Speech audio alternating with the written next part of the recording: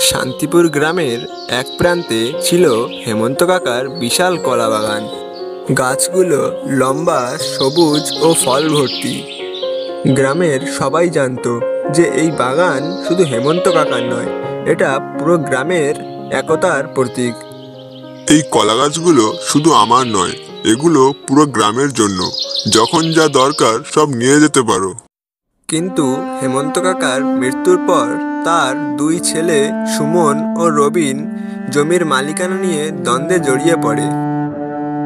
আমি বড় ছেলে, তাই বাগানের বড় অংশ আমার হওয়া উচিত। আমি তো বাবার সঙ্গে বাগানের দেখাশোনা করতাম, তাই আমারও বাগানের সমান অংশ পাওয়া উচিত। তাদের এই ঝগড়া ক্রমশ তীব্র হতে থাকে। অবশেষে তারা ঠিক করলো বাগান মাঝখান থেকে ভাগ করে নেবে, এক পাশ রবিনের ও আরেক পাশ সুমনের। এখন থেকে আমি আমার অংশের জন্য যা খুশি করতে পারবো। আমিও আমার অংশের যত্ন নেব। কিন্তু বাগান ভাগ করার পরেই সমস্যাগুলি ধীরে ধীরে প্রকাশ পেতে লাগলো।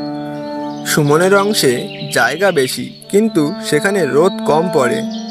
রবিনের অংশে রোদ বেশি, কিন্তু জায়গা কম। গাছগুলো ঠিক মতো বেড়ে উঠছে না।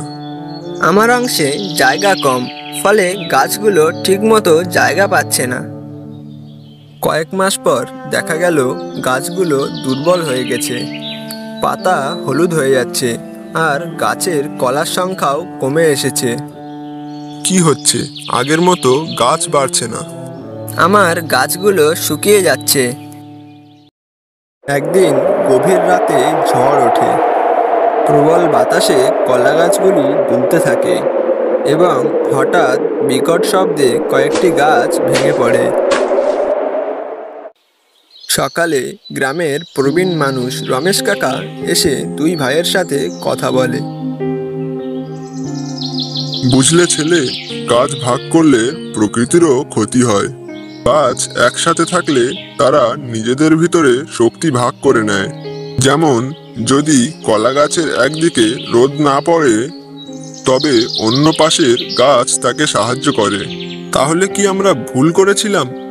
আমাদের ঐক্য নষ্ট হওয়ার কারণে গাছগুলোরও ক্ষতি হয়েছে।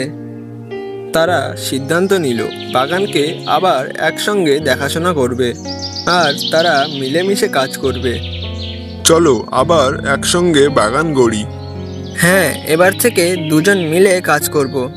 দুই ভাই আবার একসাথে বাগানের যত্ন নিতে শুরু করলো। এর ফলে বাগান আবার প্রাণ ফিরে পেল। এবার দেখো, গাছগুলো আবার সবুজ হয়ে উঠেছে। হ্যাঁ, কলাও আগের চেয়ে অনেক বড় হয়েছে। কয়েক মাস পর কলা বাগান আবার আগের মতো ফলে ভরে যায়। গ্রামের সবাই আনন্দিত হয়, কারণ তারা আরও একবার একতার শক্তি উপলব্ধি করলো।